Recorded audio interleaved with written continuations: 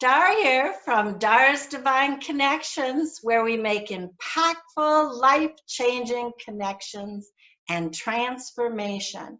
I'm here with my pal Dusty Boy as usual, but I'm so excited to have everyone connect with Jackie Gale from Grief to Hope. Hello, Jackie. Tell us a little bit about yourself. Hi, Darla. I am so excited to be invited to share today. Thank you so much for including me in this. I feel very honored to be a part of this. Just a little bit about me. My name's Jackie Gale. I'm a grief coach. What's a grief coach? Well, a grief coach supports and encourages you. I try to teach and share things that are going to help you to understand why, first of all, it's important to process your grief. And secondly, I just want you to know how to do it and how to navigate that path of walking through grief and loss, processing it, and coming out on the side of hope. That's just one way to look at it. I inspire people that you can be liberated. You don't have to stay stuck in grief. And many times you can process through your grief maybe a little more quickly if you're given the proper steps and encouragement. So there is hope at the end of what you're going through. I'm here to tell you that. That's beautiful. That's beautiful. Thank you, Jackie. That's a great work. Thank you. Really happy with that. So let's jump right in. What can they do first thing in the morning? Because I know after my mother passed away, I didn't even want to get up and start the day, let alone do something first thing in the morning. Well, I have to say, when I have gone through my loss, I honestly thought I wouldn't be able to function. And I was surprised that from within, I somehow had enough resilience and desire that I wanted to get up. And I chose, it's a choice, to be grateful for the day. Even that very first day after she had passed away was a new day for me. It was a new experience starting. So that has really been not just a behavior, but a mindset that I embrace every day, first thing in the morning, to set my path in a gratitude, positive venture. That's what I'm going to say. I choose to be positive, even when I don't feel like it. I just choose to do that. And it does make a difference. It really, really can help you. And that's all about, we talk about setting an intention for the day and coming up with perhaps 3 things you're grateful for every day. I sent out an email not long ago that had a picture of me with my gratitude jar, because this year I put everything I'm grateful for on a Post-it note and put it in a cookie jar. So I have this big tangible cookie jar full of Post-it notes and to take out with the new year and be grateful for everything in the old year. So yeah, I can't stress enough how it's mindset in the morning. Yeah, I love that. The 3 things that you're grateful for. And to add to that, to put in maybe a separate jar, 3 things that you love about yourself. And that could be more challenging. It's like, I don't know what I love about myself, but think about it and embrace that and celebrate that. 3 things that you really like about yourself, whatever that looks like for you. That's a beautiful suggestion. Thank you. I like that. I heard you speak last week, and so I would like you to share your Canada story with all our listeners, if you would, please. Thank you. I would love to share the story. This was a life changer for me. And it had to do with that second Christmas after Mom's passing, I just didn't want to be home. I wanted to go to a place that she absolutely loved, because I felt that if I was there, I would feel closer to her. If that makes any sense whatsoever. And even if it doesn't, that's what I wanted to do. So off we went to Quebec, Christmas time, really cold, single digits and negative digits, if you can imagine. I couldn't imagine. And it had snowed. It was absolutely picturesque. It was as if I was walking in a Charles Dickens novel. And it felt that way. I felt like I was transported in time. It was just a really unusual feeling. There were Christmas carolers. There was someone dressed up like Father Christmas, not like Santa Claus. He looked more like a shepherd with a crook. It was very different, very European feeling, and I loved it. And I became very saddened. And I was standing in a certain place while my fiance was looking in a restaurant window at the menu. I was several yards ahead of him.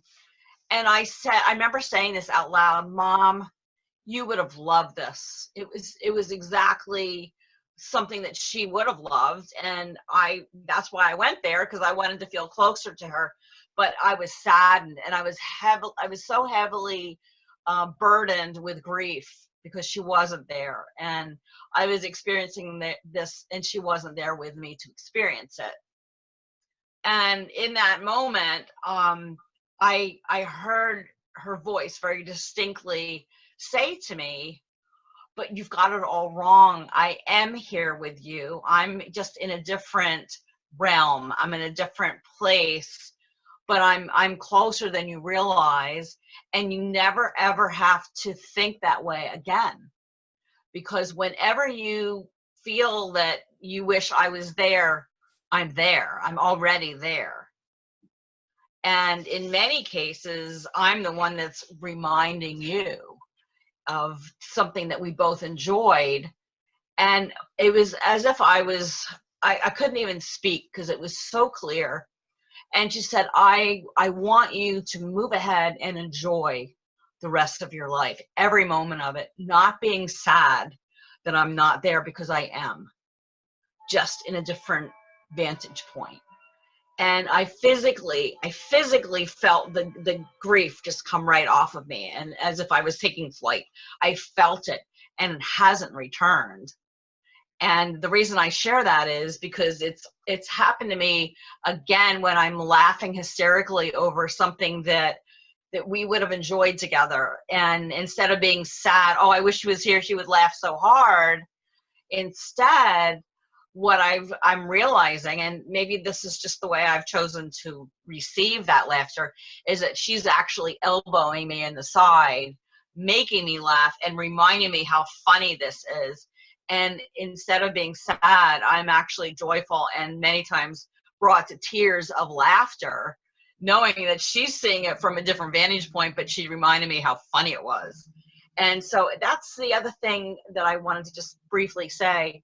It's really important to incorporate humor when you're going through grief, whatever that looks like. If it's a funny movie, if it's just something funny, to shift your state, shift you from feeling sad and depressed to all of a sudden you're watching something that's hilarious, and just to share that moment of levity, and just allow yourself to have fun, allow yourself to smile and laugh at something and not feel guilty, because your loved one is wanting you to enjoy life again. And so give yourself permission, and your family members and your friends, to do something that you might have remembered, and to laugh at it and remember when and how funny that was, and to recall funny times together. And what that does, it actually lifts your spirit, your soul, and y'all can appreciate it at the same time. know if that makes any sense, but I felt really strongly to share about the humor part of it. Thank you. Thank you. And I love your Canada trip story, because I think that we can all benefit who have lost a loved one to just be reminded that they are there. They Yeah. are there. They are in more places than we know, because they are out of that physical body. And so they are there with us. And then the memories, the sweet memories, and knowing that it is okay to laugh. It's not like laughing at their expense. It's laughing at their memory with them, not at them. And there's no reason to feel guilty for that. I agree. So a couple of great strong points. Thank you. You're welcome. Could you talk a little bit about the whole concept of honoring your loved ones, like during this difficult time, that there are some ideas that you could give people on how you could actually honor them? Okay. Well, I think going to Canada, that was evident to that. I really wanted to honor something that she always wanted to do. And I went and did it. Now, it doesn't have to be expensive. It doesn't have to be traveling, to a different country but for instance, my mother always loved plants and flowers. And so going to Longwood Gardens, which is a place near Philadelphia, Delaware area, where it's just stunning. It was owned by the DuPont family. So this huge estate is manicured and decorated for Christmas with lights, and you just stand there in wonder, and it's beautiful. And by going there on a day trip, that would be honoring something that she loved and feeling closer to something that she liked to do. Or going to New York City. She loved to go to New York City to see the Rockettes and to go to Rockefeller Center and see the Christmas tree. And again, from where I live in New Jersey, she could take a bus trip. And so that's something that maybe I would want to do, and just go to New York City for the day and enjoy it for myself, but also in her honor. Looking at some other things that I wrote down, thinking about how I could possibly honor her. Doing something, for instance, either it can be a donation, it can be serving something, or making a gift or giving a gift to a charity or something in her name, in her honor. You're honoring her memory by blessing someone else. That's an idea. Let's see. Oh, I know something else that we have talked about too is creating a special ornament. Something that she would have loved, whether it's the color, or maybe mom loves Snoopy. So if I went and got a Snoopy and put it in a very special place, either on the tree or on the bookshelf or somewhere where I would see it, and looking at that in her honor, she loves Snoopy. That would be something simple. They don't have to be real elaborate things, but nevertheless, they're honoring, and you're remembering something that they loved. So you're honoring them with that. That's just, again, just a thought. You mentioned that you had an author or a book that you could recommend that maybe had some other ideas, and give them an idea of what they could turn to as far as a resource. Absolutely. As a matter of fact, I just ordered another copy, and it just came by Amazon today. I don't know how this looks. Is it backwards or forwards? Nope, it looks good. I can even read it. It's called Coping with Holiday Grief. Can I Make the Holiday Season Disappear? And it's by Dora, D-O-R-A, Carpenter, and Christina Ferguson. And Dora is a dear friend of mine. She's also the director of her coaching for grief, in which I went through that protocol this summer and received my certification. So I'm blessed And it was a wonderful, wonderful study and course of how to help. And basically, to show you the book you can get on Amazon. In the book, I'll tell you a little bit about it. Great. The anticipatory grieving and anticipating the holiday season. We're actually kind of in the throes of that right now. We're in it. Can I handle it? Yes, you can handle it. And I think many times the anticipation of it is more difficult than the actual stepping through it, because you'll be able to get through it. It'll just be different. It talks about, what lies ahead and affirmations, holiday activities.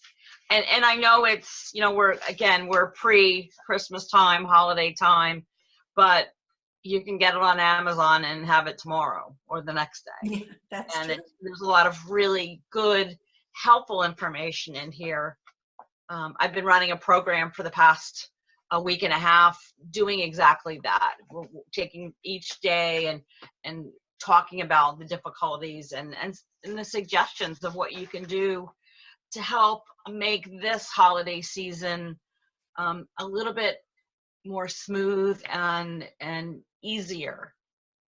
And one of the things, if you don't mind me mentioning, I think many times we're so overwhelmed with the parties and the invitations, and I'm here to say that you have a choice, that you do or you don't have to participate. It's up to you to really decide, are you able to? Are you capable of? You're allowed to spend time alone. You can schedule for yourself a grief party. What does that look like? A cry party. And you schedule an hour on Tuesday afternoon at 2:00, and for an hour I'm having a cry party, a grief party by myself. I'm going to do it in the privacy of my bedroom, or I'm going to go out in the car and drive around and park somewhere, and whatever that looks like for you. If you want to have your journal with you and a box of tissues, then you give yourself permission to cry and to journal and to scream and yell, or however you want to take that time for yourself.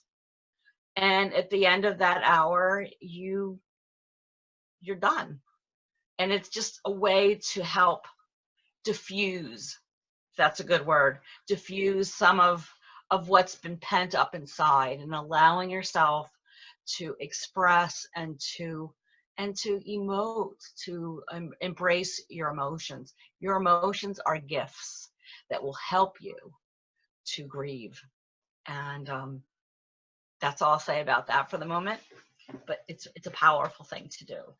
That is awesome. As a vibrational energy healer, of course, I'm going, yippee, yes, get those emotions out, release them before the new year. So I'm kind of cheering you on as you were talking about the cry party, because Thank you. So many people just do not give themselves permission to grieve and to have that cry party.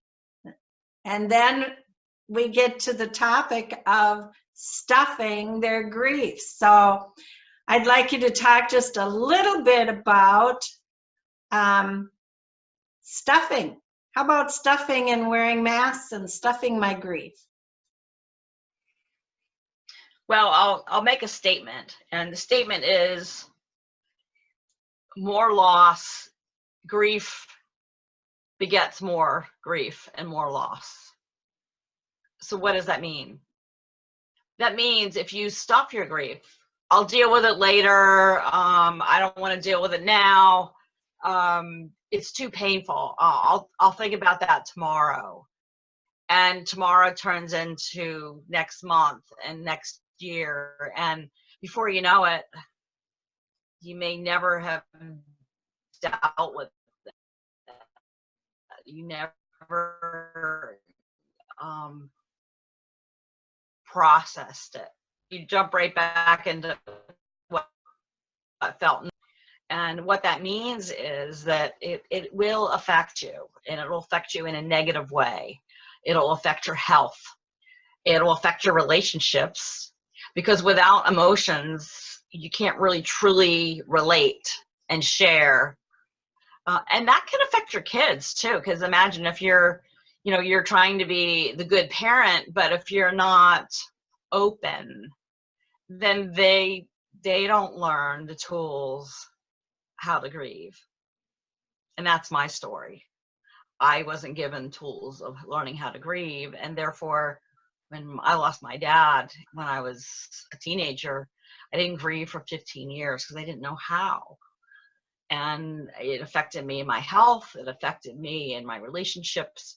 And I mean, the bottom line is it affected me to the point where I wasn't able to sustain relationships, and therefore I missed out on the opportunity to have children because my biological clock got the best of me. I don't say that to feel sorry for myself at all, but I say it very poignantly and very passionately that don't do what I did. I have to say, if I had a redo, most likely things would be different, and I would be able to have better relations. What I learned after I finally did allow my emotions to flow. And that's what I'm here to really encourage you to not be afraid of having emotions, because they do create, I mean, mourning and grief unresolved and unexpressed creates more of the same. And I don't want that for anyone. That's, if anything, that's something that I will stand on the hills and scream. It's not as bad as you think. And frankly, you can feel liberated. We talk about liberation. Talk about, you feel liberated from carrying the burden of the grief and the anger or whatever is locked up. And once that is up and expressed, you can really live again, and you just feel completely different. So I don't know if that answered your question, but that is what I wanted really importantly to share, that to not stuff it and to embrace your emotions as gifts. They're tools to help you and allow you to move through and process your grief, to get on the other side of it many times more quickly. If you didn't do it, then it would take longer. But the more you're willing to do that and move through it, you can start living again for yourself. You hit on it a little bit by talking about getting on the other side of grief and living more as yourself. But could you address a little bit for those going from the primary caregiver to now living without that role? And not only are they without the role of caregiver, but they're now without their loved one as well. So could you address that a little bit? Yes, there are a couple of things here that you're hitting on. The caregiver identity and how good that feels. And that fills a void many times of purpose. So we choose to put the caregiver hat on, many of us for years. Maybe we didn't expect to wear the hat for years. And so I'm sure we're wonderful caregivers, and doing where our whole focus is on caregiving and making things comfortable for that person, who many times may be appreciative or not. Nevertheless, we've chosen to step into that role. And however, by doing that, many times it's very important to create a balance. So you don't become just the caregiver. You're you, and you care give, but you're still you. And what do I mean by that? What I mean by that is that many times we lose track of our own identity because it's 100% for the other person.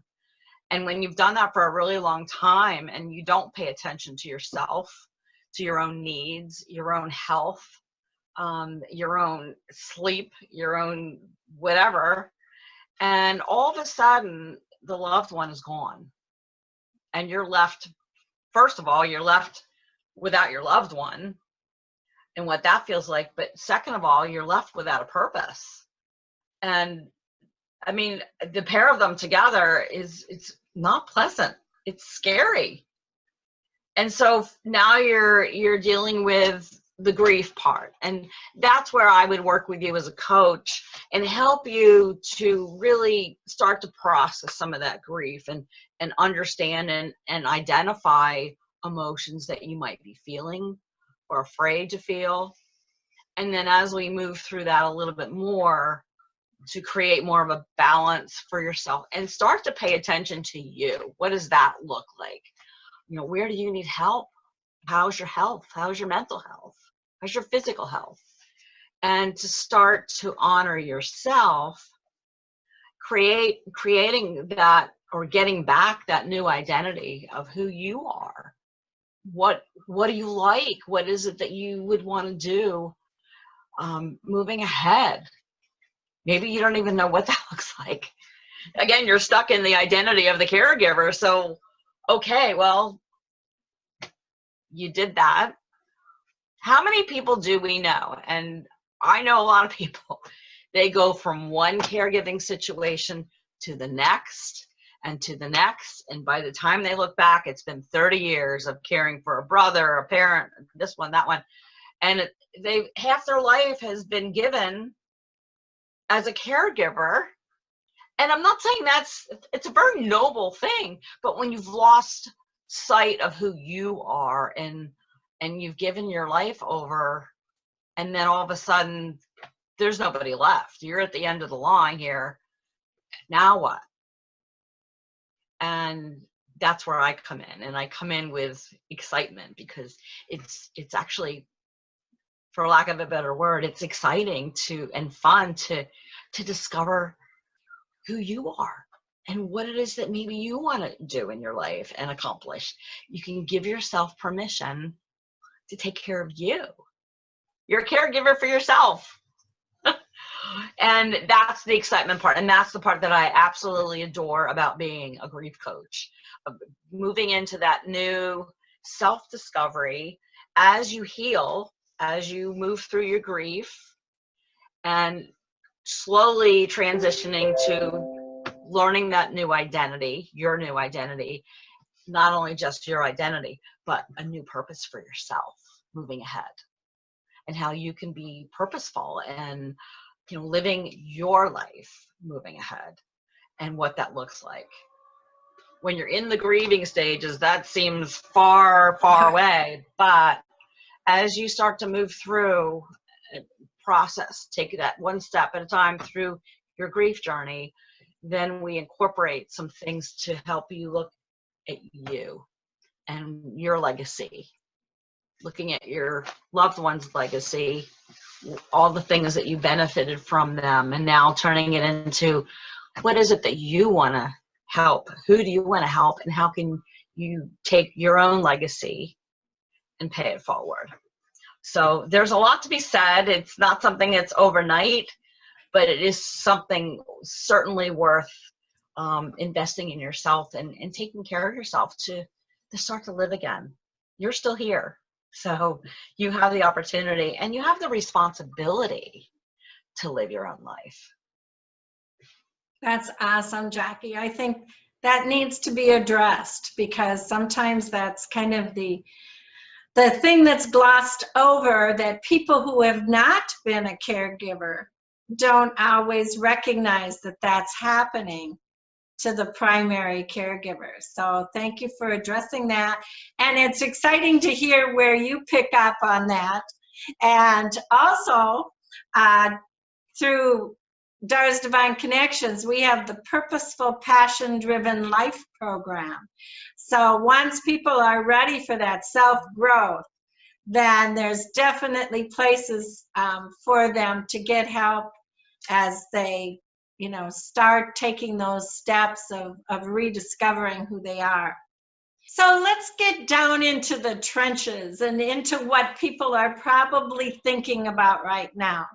And that is that the holidays are fast approaching, and if you've lost a loved one, you might be thinking, I'm going to be in this room full of relatives, this room full of people who have also lost a loved one. Are we just going to like pretend that nothing happened?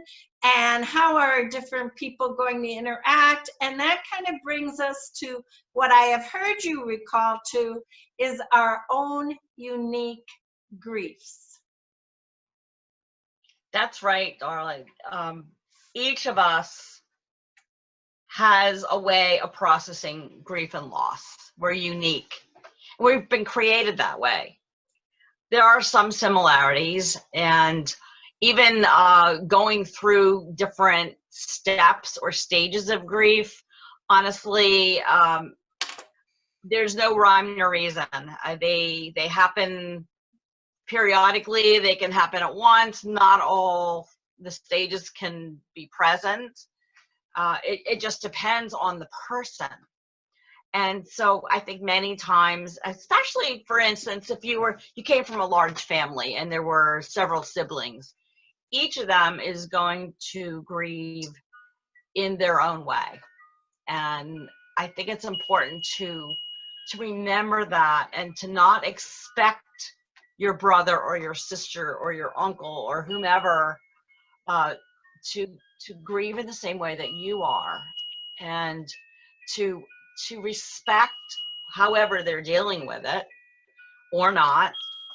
But an interesting way that you might think about this, again, it depends on the family, but I know it's something that's been really helpful, is to include or to put together a holiday memory scrapbook, which you are all part of the family, and there's pictures, and some may welcome that, some may be warmed by that, and some may disappear. They may not want to deal with it.